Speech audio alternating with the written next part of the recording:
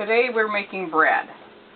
I'm going to make my favorite recipe, which is actually a potato bread, which can be used for rolls, cinnamon rolls, or loaves of bread. There's lots of different recipes. I'll leave a few below the video. Okay, so the first thing we're going to do while we're working is we'll get our yeast going. So first I'm going to put a quarter of a cup of hot water or warm water. I'm going to put a quarter of a cup of sugar, and I'm going to put at least a packet's worth of yeast. I often put a little bit more than that. Stir it around a bit. So we're just going to let that sit. That'll be working while we're working on other things. Here I've got pre-measured here about 4.5 cups of flour. It's just all-purpose flour, but you can use any kind of flour you'd like. So the next thing I'm going to do is I'm going to, normally you would do this at the time, but because I made example loaves, I've already got it done. So we're going to have half a cup or so of hot mashed potatoes made up previously, and this is a good thing to use leftover mashed potatoes for. To that I'm going to add, it's supposed to be a quarter of a cup of, you could use shortening, you could use melted butter, you could use oil, whatever you'd like, lard. It's supposed to be a quarter of a cup, but I got a little bit extra. Plus I burned it, which isn't really going to make any difference on our bread, so I'll just leave it in there. And I've got a cup of scalded milk. And you want to cool this down enough to where it's not going to cause a problem with your other ingredients. If you're doing that, fresh and it's just still really, really hot, you can pour it back and forth from one bowl to the other, different things like that, to get it cooled down. But you want to have it lukewarm. Try not to burn it when you're scalding it.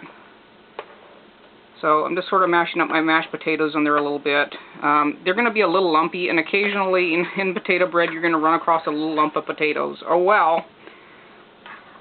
So now here's part of the thing where it comes up that you don't want that milk too hot still. Okay. So now I'm going to add my eggs in here. You're supposed to only need one egg for this, but my eggs were kind of small, so I used 2.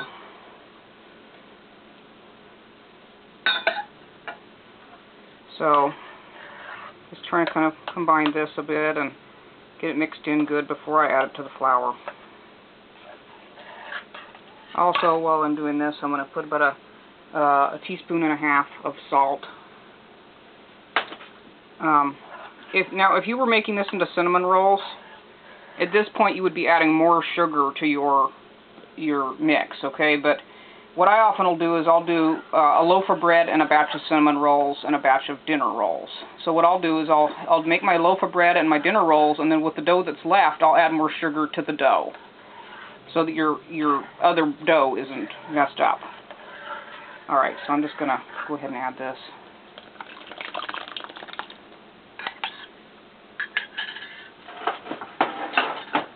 And this is Grandma Marie's wooden spoon. I almost always use that when I make bread because it makes me think of her. And she was our mom's babysitter when Mom was and a neighbor. Mom was little. And this was the only thing Mom asked for when Marie died. Her son told her to pick something out, and she picked out this wooden spoon. So it's sort of sentimental, and we have no idea how old it is, but look at the patina on that. So, okay, just combining it around a bit. And our yeast, you could leave the yeast longer, but it's been working, and it's kind of foamy looking. And having the sugar in with the yeast instead of adding it to the dough initially helps to make the yeast really, really grow fast.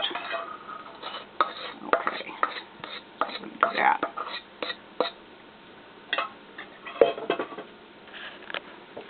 I've got a little bit of flour laying aside here just in case I need extra, because you're going to have dough all over your hands. You don't want to be trying to get it later. Yeah, I have had many flour bags with a bunch of dough all over them because of that. Okay, so we've got it kind of mixed in. So now we're going to knead, okay? And a lot of people knead differently. Some people will turn it out onto a board, and probably that's better as far as having access to all parts of it, but it makes a mess. And that dough gets all over everything. So you're better off really to just keep it in your bowl if you can. Okay, so basically try to get it in a ball, and you're going to knead this until your dough is sort of elastic. And what you're doing is working up the gluten. Okay, so I take the whole lump in my hand and slap it down and push with my wrist. Take the whole lump, slap it down, push with my wrist. And it can take quite a bit of time. So a lot of recipes will say 10 minutes. But if you don't do this step, then your bread is just going to be a little funny. So add a little extra flour. If it's getting too sticky, add some flour.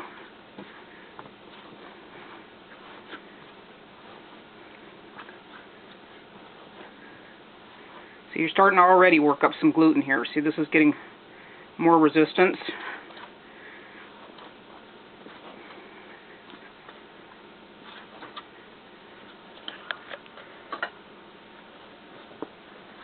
Just add a little bit of flour as needed.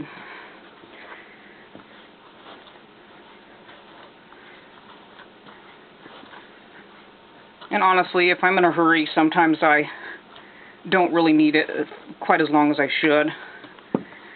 And you may end up with big air holes in it when it hasn't been kneaded enough. See, here's one of the little lumps of potatoes I was talking about. So if you have the opportunity, you can take it out now. But nobody really objects to it if they get a lump of potato in their bread. I'm also going to add a recipe for a honey white bread. And I'll put one on there for a really, really fast one that doesn't require all the rising. And that can also be used for cinnamon rolls. It's starting to look pretty good. So let's check this. See this? That stretch. That's what you're looking for. Okay, so I'm just going to call that good for the sake of television. So you're going to have a loaf pan. I'm just making one loaf right now because I've already made 2 other ones for the show. Okay, so here's what I do. I kind of just fold this in on itself underneath to kind of make it smooth on the top. This little piece of potato. This is going to be a greased loaf pan.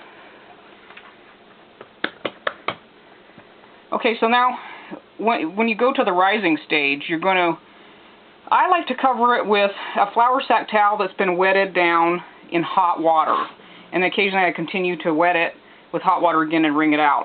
And I'll rise this next to the fireplace, or if I've been cooking on the stove, sitting it next to the stove, somewhere kind of warm, okay?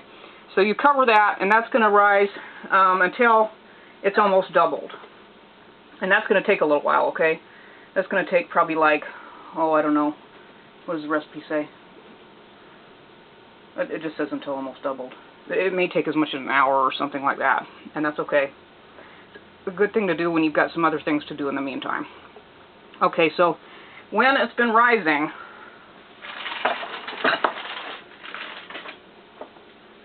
it's going to look more like this. Sometimes it'll get really, really big.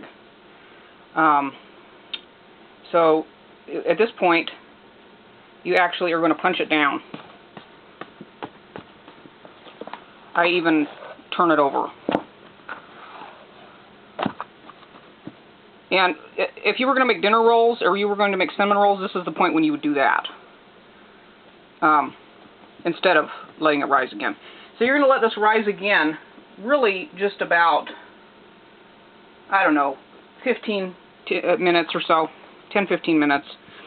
And then you'll go ahead and bake it. I try to bake mine about 400 degrees. You can do 425. If you look in a recipe book, most of them are going to say 425, a hot oven. And you're going to bake that until the internal temperature reaches about 190 to 200 degrees. That's the easiest way I found to not end up with bread that's too doughy or too dry. Because I have a terrible problem with that if I just go freestyle and try to decide when I think it's done. But the recipe book actually says most breads are going to be like 30 minutes, but you know, if you go at the 425, it might be 30 minutes, but your bread is going to get pretty dark. So 400 is maybe a little bit better. So this is one that was in the oven. I got it a little bit dark because I had it at 425. It just comes right out. And, you know, as far as storage goes, there's a lot of ways you can store bread. And if you buy bread in the store, it's going to come in a plastic bag. But the truth is that homemade bread does not store well in plastic. You're way better off to get a paper bag. And it keeps longer that way. Fresh bread does not keep as long as bread that's from the store. You're going to need to eat this up pretty quickly or freeze it. So, okay, that's bread in all its stages.